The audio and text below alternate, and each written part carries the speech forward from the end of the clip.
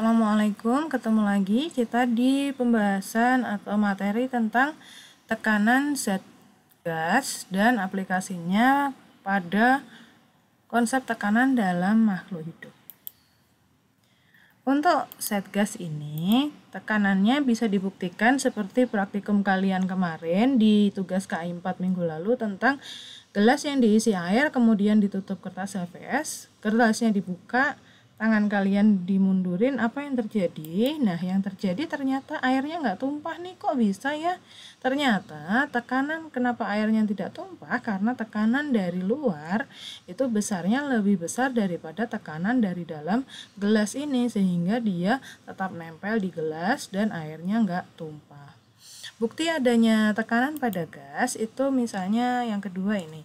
Ada labu Erlenmeyer, yang pertama dia diberi balon, yang kedua juga diberi balon. Bedanya yang di gambar pertama dia menggunakan air dengan suhu dingin. Kalau gambar kedua dia menggunakan air, terus bawahnya dipanaskan. Saat dia suhunya dingin, tekanannya akan tetap seperti ini, nggak ada yang terdorong kemanapun, sehingga balonnya nggak bisa mengembang. Pada gambar yang kedua, airnya dipanaskan sehingga partikelnya itu mulai bergerak dan dia akan bergerak naik terus yang mendorong si balon untuk mengembang. Ini akibatnya partikel di dalam gas semakin cepat dan terjadilah pemuaian sehingga tekanannya semakin besar. Jadi tekanan juga dipengaruhi oleh adanya suhu. Tapi bisa juga untuk aplikasi ini kita pakai hukum Boyle yang mana suhunya kita anggap tetap. Bisa dirumuskan dengan P1 V1 sama dengan P2 V2. Apa itu P1? P1 adalah tekanan awal, V1 adalah volume awal, P2 adalah tekanan akhir, dan V2 adalah volume akhir. Jadi di sini awal ya sama awal, jadi 1 sama 1, akhir sama akhir. Nah, alat untuk mengukur besarnya tekanan dinamakan manometer. Ingat janjinya harus pada ruangan tertutup dan ini berlaku dianggap pada suhunya tetap. Kita masuk ke contoh soal ya. Contoh soalnya adalah sebuah ruangan tertutup terdapat gas di dalamnya dengan volume 200 mili. Jika tekanan ruang tersebut adalah 60 cm Hg, maka hitunglah tekanan pada ruang yang volumenya 150 mili. Berarti yang kita tahu adalah volume awal ini tadi 200 mili. V1 ada tekanan awal P1 60 cm Hg dan volume akhir adalah V2 150 mili. Yang ditanya adalah tekanan akhir atau P2. Tolong ya untuk soal yang menghitung itu selalu dilengkapi dengan diketahui, ditanya, dan dijawab. Sesuai dengan hukum Boyle bahwa P1 V1 sama dengan P2 V2. Kita masukkan P1 kita punya 60, V1 kita punya 200, P2 kita nggak tahu karena dia ditanya. V2 adalah 150 dari sini. 60 dikali 200 adalah 12.000, P2 kali 150 adalah 150 P2. Selanjutnya P2 adalah 12.000 dibagi 150 menghasilkan angka 80 cm Hg. Nggak ada yang susah, ini lebih susah untuk materi minggu lalu ya menurut saya. Terus selanjutnya kita ngomong aplikasi konsep tekanan zat pada makhluk hidup. Yang pertama adalah pengangkutan air pada tumbuhan. Nah, kita tahu bahwa tumbuhan mendapatkan air itu dari dalam tanah yang otomatis diambil oleh atau akibat dari kerja dari si akar kan. Jadi akar memiliki rambut-rambut akar. Di sini rambut-rambut akar ini mampu menyerap air dari dalam tanah. Nah, diserap oleh rambut akar, air masuk ke dalam epidermis secara osmosis. Ingat, hati-hati, secara osmosis. Air melalui korteks setelah epidermis. Jadi ini rambut akar, ada air masuk ke rambut akar, terus epidermis, terus ke korteks. Habis itu masuk ke endodermis, perisikel, baru dia masuk ke xilem. Nah, seperti yang kita tahu bahwa silem tugasnya adalah mengalirkan air dan zat hara dari akar menuju ke seluruh bagian tumbuhan. Osmosis itu apa sih? Osmosis adalah perpindahan molekul terlarut pada selaput permeabel pada bagian yang lebih encer ke bagian yang lebih pekat. Jadi di sini maksudnya adalah konsentrasi. Kalau konsentrasinya besar berarti dia itu pekat. Kalau konsentrasinya kecil berarti dia itu encer. Jadi misalnya kalian bandingin sirup dengan air. Berarti sirup itu lebih pekat daripada air. Konsentrasi sirup lebih tinggi daripada air. Jadi proses perpindahan air menuju ke dalam akar itu terjadi secara osmosis. Hati-hati. Selanjutnya yang kita bahas adalah daya kapilaritas batang. Nah, bagaimana air ini bisa naik sampai ke batang dan dia digunakan untuk proses fotosintesis? Ternyata air dapat diangkut oleh akar ke tumbuhan, diedarkan ke seluruh tumbuhan karena adanya daya kapilaritas batang. Selain adanya daya isap daun. Daya isap daun habis ini kita bahas. Jadi yang pertama adalah daya kapilaritas. Daya kapilaritas dipengaruhi oleh adanya gaya adhesi dan adanya gaya kohesi. Di sini ada gaya adhesi dan gaya kohesi. Kohesi itu apa sih? Kohesi adalah suatu kecenderungan molekul untuk mendapat berikatan dengan molekul lain yang sejenis. Jadi ini ada, ibaratkan bola-bola biru ini adalah air, dia itu pengen mengikat satu sama lain. Ini namanya adalah kohesi. Sedangkan adhesi adalah kecenderungan untuk berikatan dengan molekul yang tidak sejenis. Jadi dia otomatis di dalam tumbuhan ini, di dalam silemnya tadi ada molekul selain air. Nah, si molekul air ini juga ingin berikatan dengan molekul lain, ini dinamakan adhesi. Kalau sesama air dengan air namanya kohesi. Tarik-menarik ini yang menyebabkan airnya bisa terserap sampai ke atas. Atau sama bisa dipakai ibaratnya pada pipa kapiler. Saat kalian masukin atau sedotan kalian masukin sedotan, otomatis nanti ada bagian yang lebih tinggi daripada permukaan dari air tersebut. Itu contoh gampang dari daya kapilaritas batang. Selain ada daya kapilaritas batang, yang tadi ada daya isap daun. Kenapa ada daya isap daun? Karena di daun ini terjadi proses fotosintesis. Kita tahu salah satu bahan fotosintesis adalah H2O. H2O itu adalah air. Yang kedua, selain dia untuk fotosintesis, ternyata dia juga mengalami penguapan. Kan dia punya stomata, terus kena sinar matahari, otomatis ada air yang menguap, sehingga daun mengalami transpirasi. Proses penguapan ini dinamakan transpirasi. Penggunaan air oleh bagian daun akan menyebabkan terjadinya tarikan. Jadi karena jumlah airnya di dalam daun ini sedikit, otomatis air akan cenderung untuk menuju ke daun. Sehingga air pada akar akan naik ke atas ke bagian daun. Ya, ini yang dimaksud dari daya isap daun. Terus kita ngomong pengangkutan nutrisi pada tumbuhan. Nah, di sini ternyata selain dia mengangkut air sampai dari akar sampai ke batang sampai ke daun, proses pada tekanan zat ini, pada tekanan zat cair, itu juga untuk pengangkutan nutrisi pada tumbuhan. Buktinya apa? Buktinya jelas-jelas fotosintesis itu terjadi di daun, tapi ternyata dia bisa membuat nutrisi dari hasil fotosintesis ini untuk bagian daun, batang, bahkan untuk menyimpan cadangan makanan.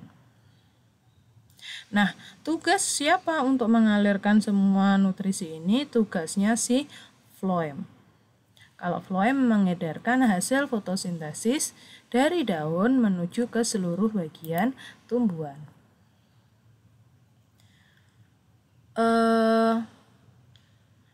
Dan berjalannya ini dari daerah yang memiliki gula berkonsentrasi tinggi ke bagian yang dituju, yaitu yang memiliki kadar gula dengan konsentrasi rendah. Kita tahu bahwa di sini yang memiliki konsentrasi tinggi adalah bagian daun karena tempat terjadinya fotosintesis ada di daun. Karena di sini sudah tinggi, otomatis akan dialirkan ke bagian dengan konsentrasi gula yang rendah, yaitu ada di batang maupun di akar. Selanjutnya, aplikasi yang selanjutnya adalah pada sistem tekanan darah pada manusia. Pembuluh darah kita ternyata itu bekerja seperti hukum Pascal, karena pembuluh darah kita kan pembuluh darah tertutup tuh. Jadi saat mengalirkan darah, darah mendapat dorongan dari jantung yang memompa darah, sehingga dia itu membuat ada aliran darah yang membuat pembuluh darah kita itu mendapat tekanan dari darah atau yang disebut dengan tekanan darah. Saat dia itu tidak tertutup, karena dia kan ini tadi ngomong bahwa pembuluh darah kita adalah pembuluh darah tertutup. Saat dia terbuka, misalnya jatuh atau terluka gitu, otomatis tekanan darahnya akan berkurang atau bahkan menghilang karena ada daerah yang terbuka, karena salah satu syaratnya adalah tekanan darah ruangannya tertutup. Saat ada pembuluh darah yang terbuka, darah tidak bisa mengalir lagi menuju ke sel-sel di seluruh tubuh. Jadi ini berbahaya kalau sampai sel-sel tubuhnya kekurangan nutrisi, otomatis sel-selnya akan mati. Tekanan darah dapat diukur dengan menggunakan alat yang bernama sphygmomanometer. Sphygmomanometer. Seperti apa gambarnya? Ini. Tentu kalian sudah tahu, dan di sini atau alat untuk atau sering disebut dengan tensimeter deh. Tensimeter di sini ada yang manual dan ada yang digital. Selanjutnya adalah tekanan darah yang normal pada tubuh kita itu berkisar 120 per 80 mm Hg. Apa maksudnya? Maksud dari 120 ini adalah angka pertama menunjukkan tekanan saat bilik berkonsentrasi dan darah terdorong keluar dari bilik jantung melalui pembuluh arteri yang disebut dengan angka sistol. Yang pertama ini sistol. Jadi tekanan saat bilik berkonsentrasi, darah keluar dari bilik jantung melalui pembuluh arteri. Berarti ini yang kaya akan oksigen. Kalau angka yang kedua adalah hasil pengukuran tekanan saat bilik relaksasi dan darah menuju bilik jantung tepat sebelum bilik-bilik ini berkontraksi lagi, disebut angka diastol. Kalau ini tadi keluar bilik, kalau yang kedua angka diastol ini masuk ke bilik atau menuju ke bilik.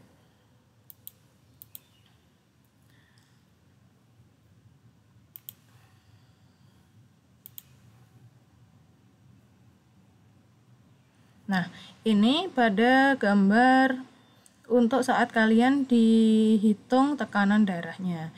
Jadi di sini akan diberhentikan.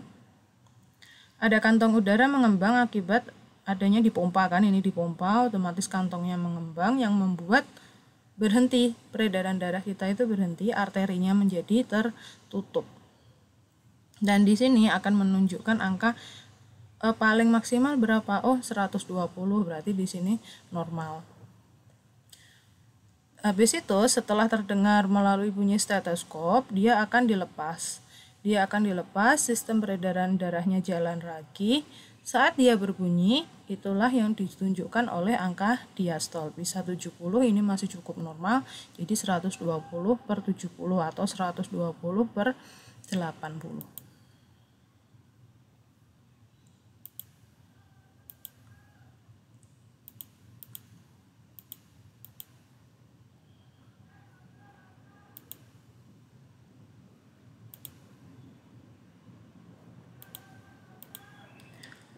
Selanjutnya adalah tekanan gas pada proses pernafasan manusia. Jadi saat kita bernafas ternyata juga menerapkan dari proses tekanan gas. Kita tahu bahwa di dalam paru-paru terdapat alveolus yang terjadi pertukaran oksigen atau O2 dengan karbon dioksida. Reminding di sini kita itu punya dua paru-paru, ada lobus kiri dan di sini lobus kanan dan di sini lobus kiri. Jadi bacanya itu kebalik. Nah, dari sini bagian bercabang dari paru-paru ini terdapat yang namanya alveolus. Di alveolus ini terdapat pembuluh darah kapiler yang mana dia itu tempat terjadinya difusi antara karbon dioksida dengan oksigen. Jadi pertukaran karbon dioksida dengan oksigen itu terjadi di alveolus. Setelah dia kaya akan oksigen, dia akan kembali lagi ke jantung, diedarkan ke seluruh tubuh. Setiap menit ternyata paru-paru kita itu bisa menyerap oksigen sampai dengan 250 mili dan mengeluarkan karbon dioksida sebanyak 200 mili. Untuk lebih jelasnya nanti kita bahas di bab setelah tekanan zat, kita bisa bahas tentang sistem pernafasan pada manusia. Proses pertukaran di dalam alveolus tadi terjadi secara difusi, yaitu perpindahan zat terlalut dari yang memiliki konsentrasi dan tekanan yang tinggi ke daerah yang memiliki konsentrasi dan tekanan yang rendah. Tekanan parsial untuk oksigen ini tekanan parsial adalah tekanan oksigen dan tekanan karbon dioksida yang terlarut di dalam darah. Untuk tekanan parsial oksigen diberi simbol dengan PO2, parsial tekanan P dan oksigen berarti tekanan oksigen. Untuk tekanan parsial CO2 diberi simbol PCO2. Seperti gambar berikut. Nah, di sini darah itu masuk melalui arteri pulmonalis. Darah masuk melalui arteri pulmonalis, di sini yang biru berarti karena biru berarti dia kaya akan karbon dioksida. Kita tahu bahwa ternyata tekanan karbon dioksida ini menunjukkan angka 45 berarti lebih besar menuju ke tekanan oksigen, tekanan parsial oksigen 40 mmHg berarti dia lebih kecil. Sehingga dia akan masuk ke paru-paru karena adanya perbedaan tekanan ini. Saat darah memasuki kapiler alveoli di kapiler di alveolus tadi, CO2 yang terkandung di dalam darah berdifusi menuju alveoli dan oksigen yang terkandung di dalam udara di alveoli berdifusi ke dalam darah. Hal ini karena adanya difusi ini berarti tekanan parsial oksigen dalam darah menjadi naik atau darah akan kaya oksigen. Pada paru-paru ini darah akan lebih kaya oksigen. Ditunjukkan oleh apa ini? Tekanan parsialnya menjadi 104 untuk tekanan parsial oksigen, sedangkan tekanan parsial CO2 hanya 40. Selanjutnya, karena dia sudah kaya akan oksigen dan tekanannya sudah besar, dia akan menuju ke jantung. Lewat apa? Lewat vena pulmonalis. Dari jantung ini dia akan masuk lewat serambi kiri, habis itu ke bilik kiri. Dari bilik kiri akan dipompa ke seluruh tubuh. Nah, dipompa ke seluruh tubuh ada tubuh bagian bawah dan juga ada tubuh bagian atas. Pada saat tiba di jaringan tubuh, misalnya di sini pada jaringan tubuh bagian bawah, oksigen dalam darah tersebut mengalami difusi. Jadi kan sel-sel tubuh kita itu juga bernafas. Otomatis karena sel-sel bernafas menghasilkan CO2. Karena perbedaan tekanan ini dan mereka akan berdifusi antara oksigen dengan CO2. Oksigennya akan masuk dan CO2-nya akan keluar. Ini mengakibatkan tekanan parsial CO2 menjadi tinggi dan tekanan parsial oksigen yang semula itu 100 menjadi 40. Otomatis dia akan naik lagi menuju ke bilik bilik kanan. Terus sistemnya akan terus seperti itu untuk mengalirkan oksigen dan karbon dioksida dari tubuh. Ingat bahwa yang mengalirkan oksigen atau yang mengikat oksigen adalah sel darah merah. Jadi tolong dijaga sel darah merahnya jangan sampai anemi karena nanti mengganggu pasokan oksigen ke sel-sel tubuh kita. Semoga paham ya, meskipun sedikit ribet. Semoga paham dengan penjelasan saya. Terima kasih. Wassalamualaikum warahmatullahi wabarakatuh.